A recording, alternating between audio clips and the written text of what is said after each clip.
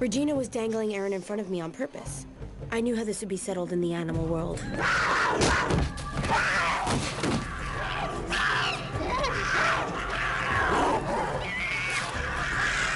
Should have listened to Becca. Oh, so it's my fault? That's not what I'm saying. No, that's what you're all thinking, isn't it?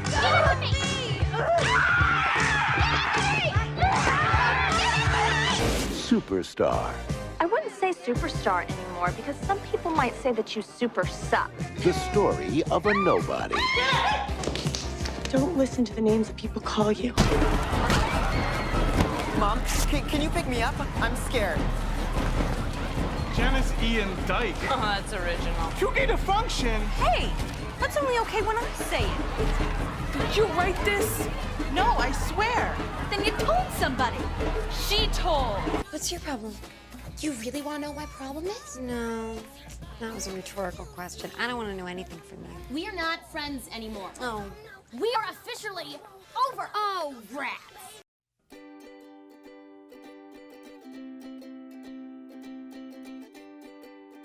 Hello, we are Jessica, Jenny, Aimee, and Crystal, also known as GenGap Lab, and you are now watching Rumor Has It.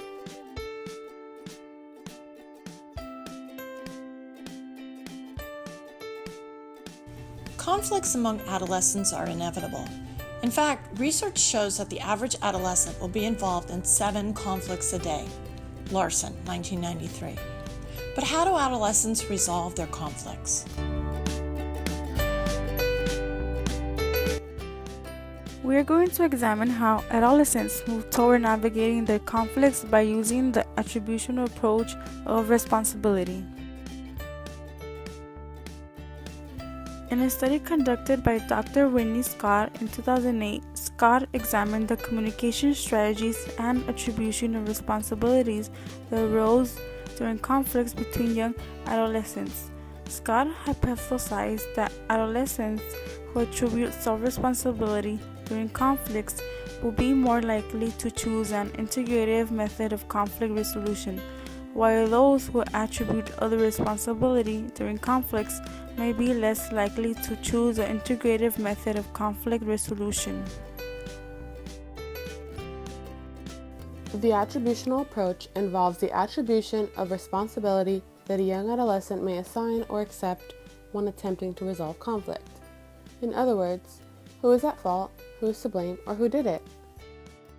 If a subject believes that they are at fault, we call that self-attribution. If a subject believes that someone else is the cause of conflict, we call that other responsibility. The integrative approach to conflict resolution involves a bit of compromise by both parties. They will solve their conflict in a mutually agreeable way. Neither person may get everything they would like, but the interests of both parties are addressed so that both parties gain from the result of the resolution. Participants for this study were 7th and 8th graders from a Southern California public junior high school with an average age of 13. Of the participants, 67% were Hispanic Latino, 24% were white, 4% Native American, 3% African American, and 2% were multi-ethnic. The participants were interviewed and recorded for 20 minutes. The recordings were later used for coding purposes. Next, the participants were given 2 hypothetical conflict scenarios about starting rumors. The first involved self-responsibility. I started a rumor, while the second involved other responsibility. Someone else started a rumor about me, in which they would be dealing with peer conflict resolution. Lastly, they were asked for their demographic information and whether they had prior training in conflict resolution or not.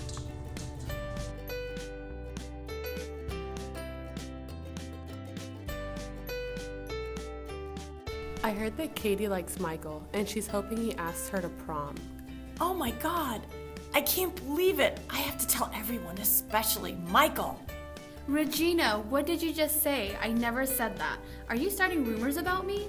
Katie, I'm so sorry. I don't know why I said that. How can we work this out and still be friends?